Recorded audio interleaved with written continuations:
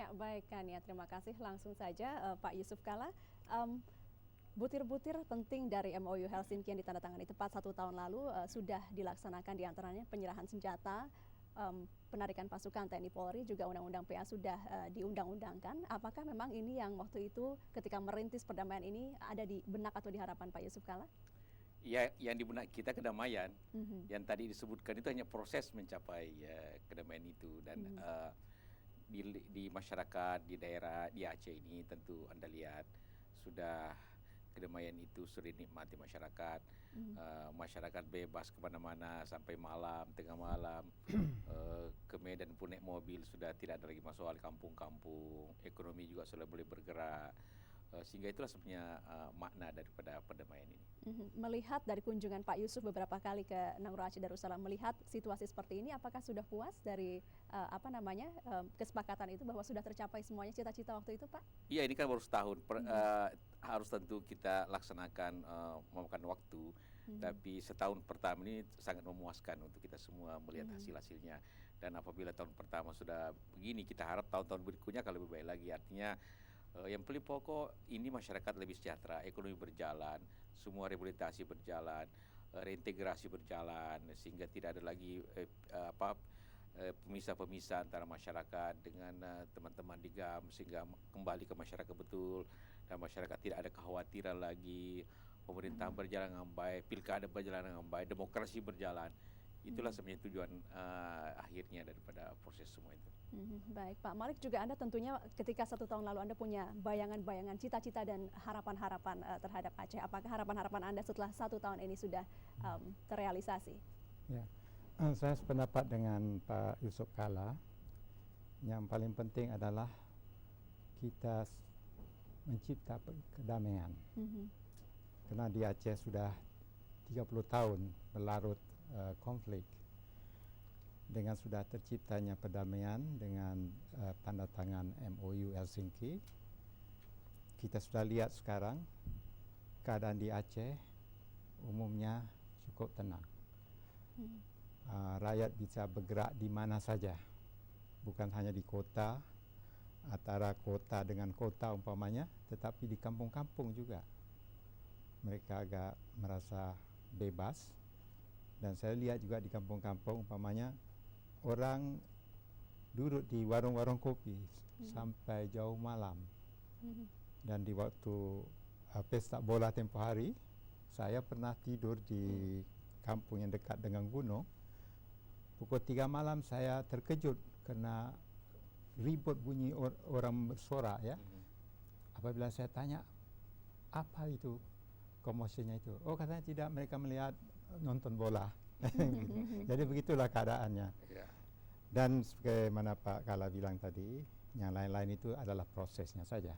mhm, Dan untuk selanjutnya kita harapkan keadaan akan bertambah lebih baik, ekonomi akan berkembang terus, dan khusus bagi kami di Aceh yang sudah lama mengharapkan supaya Aceh ini dapat dibangun menurut aspirasi orang Aceh sendiri, mudah-mudahan ini akan dapat kita jalankan.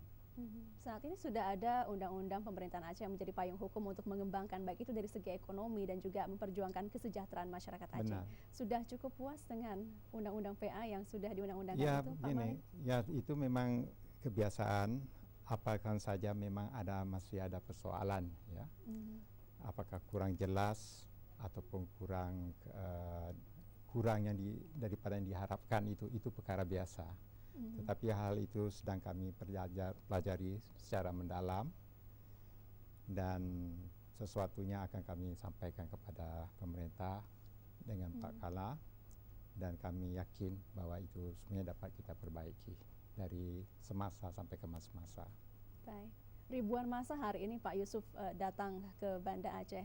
Em, Tidak bisa dipungkiri atau tidak bisa kita menutup mata, memang ada keinginan mereka bahwa ada perbaikan dari segi butir-butir dalam undang-undang PA.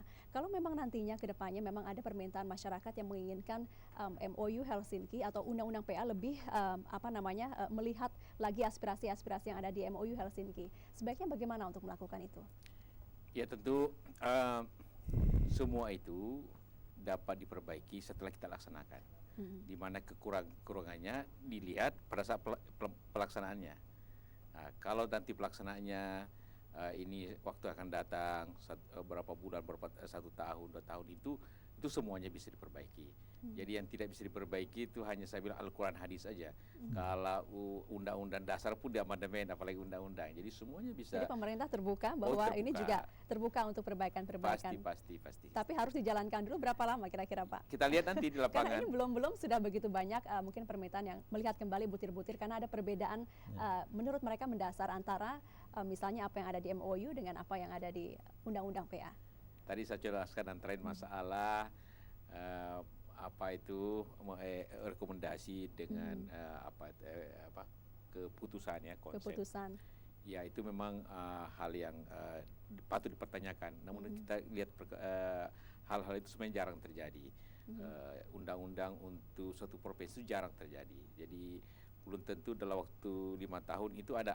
Tapi namun demikian sekali lagi, karena ini mendesak sekali pilkada apa. Kalau kita tunda nanti hanya ada menyangkut hal tersebut, nanti semuanya tertunda lagi. Jadi sambil jalan, sambil evaluasi, nanti ada perbaikannya setelah kita lihat kekurangannya. Baik, bicara masalah pilkada, salah satu butir yang juga diperjuangkan ketika itu oleh GAM adalah calon independen, partai politik lokal. Tapi kita lihat dalam waktu dekat GAM sendiri memutuskan tidak akan ada calon dari GAM, begitu ya Pak Malik, kenapa demikian? Calon dari GAM, kita punya calon tetapi calon bebas. Calon bebas dari GAM. Kenapa tidak membawa nama organisasi? Oh itu begitulah keputusan yang kita ambil sepakat ramai tempoh hari. Pak Malik Mahmud sendiri apakah berminat menjadi calon independen? Saya belum lagi berminat untuk menjadi calon independen Karena untuk pilkada ini. Ya. Belum saatnya atau ya, bagaimana? saya rasa belum Belum saatnya. kingmaker. Ya. Saya sekarang peacemaker. Peacemaker dulu, itu tugas utama dulu baik ya. Kita akan break peacemaker. sebentar, Bapak-Bapak, kita akan sambung lagi sesaat lagi. Tetaplah bersama kami dalam live event 1 tahun Kesepakatan Helsinki. Usai pariwara kami akan segera kembali. Setengah apa? Kembali dalam live event Era Baru Aceh, Yang kita berapa, lanjutkan Desi? dialog bersama Wakil Desi? Presiden Yusuf Kala dan Ketua Juru Runding GAM Malik Mahmud. Kita lanjutkan Pak Yusuf Kala. Ini damai sudah tercipta 1 tahun, kita sudah lihat bagaimana perdamaian membuat masyarakat lebih leluasa bergerak melakukan memutar roda-roda ekonomi juga. Tapi damai tidak cukup berhenti di damai saja. Reintegrasi juga masalah berikutnya. Bagaimana Pak Yusuf Kala mengevaluasi masalah reintegrasi antar mantan anggota GAM dengan masyarakat Aceh pada umumnya? Semua itu dalam suatu program yang jadi perdamaian itu akannya bisa langgeng apabila ada reintegrasi. Perdamaian juga akan bisa itu permanen apabila kesejahteraan dicapai, ekonomi. Itulah tujuan perdamaian itu. Karena itu integrasi sekarang sedang berjalan. Memang ini prosesnya kan baru 6 bulan ya, sudah berjalan awal, sekarang berjalan lagi. Begitu banyak masyarakat yang harus diatur, ada badannya sendiri untuk itu, yang kita harap juga akan segera. Kemudian juga kesejahteraan ekonomi rakyat juga berkembang dengan apa itu anggaran yang besar ke Aceh, tentu ekonomi bergerak semuanya, termasuk juga rehabilitasi dan sebagainya. Jadi semua itu akan membawa masa depan Aceh dengan pengelolaan sendiri, aspirasi berjalan, demokrasi berjalan, sehingga semua itu akan menjadi suatu sistem untuk melaksanakan kemajuan di Aceh. Muzakir Manaf sempat mengatakan begini Pak Malik Mahmud, bahwa ada masalah-masalah ekonomi yang masih menjadi masalah utama bagi para mantan anggota GAM. Apakah dana reintegrasi memang sudah cukup baik tersalurkan kepada mantan anggota GAM? Apakah juga GAM merasa reintegrasi dengan masyarakat Aceh pada umumnya sudah berjalan dengan baik hingga 1 tahun ini? Ya, masalah integrasi saya kira itu berjalan, tetapi untuk bantuan-bantuan daripada yang dimasukkan dalam integrasi itu memang berjalannya agak slow ya. Agak slow ya? Ya, begitu Pak Yusuf? Ya, itu kan diatur lokal ya, ada badannya. Memang saya kira menganalisa semua proposal itu yang bentuk lama itu. Karena dananya sejak awal Januari sudah ada di sini, tapi menganalisa, memutuskan bahwa siapa yang berhak, siapa yang tidak berhak, proposal ini bisa jalan atau tidak, ini memang barangkali Akan badannya tempo. harus diperkuat. Badan reintegrasi Aceh itu BRA harus diperkuat. untuk Iya. itu. Dan sedang diatur itu semuanya. Ya, Baik, ya. harapan kedepannya Pak Malik Mahmud, karena memang waktunya juga terbatas. Pak Malik Mahmud sendiri harapan kedepannya setelah 1 tahun lewat dari kesepakatan MOU ditandatangani, apa sih yang masih belum tercapai yang diharapkan oleh Pak Malik Mahmud? Ya,